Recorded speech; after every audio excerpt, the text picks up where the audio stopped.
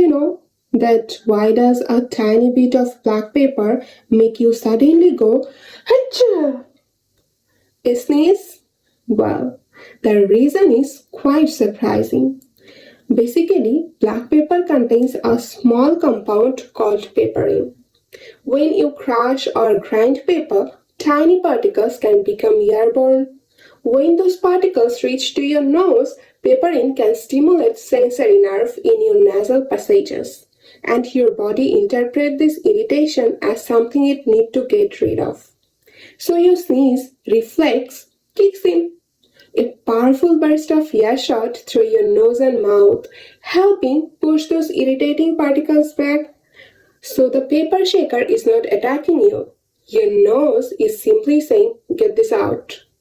Isn't it crazy?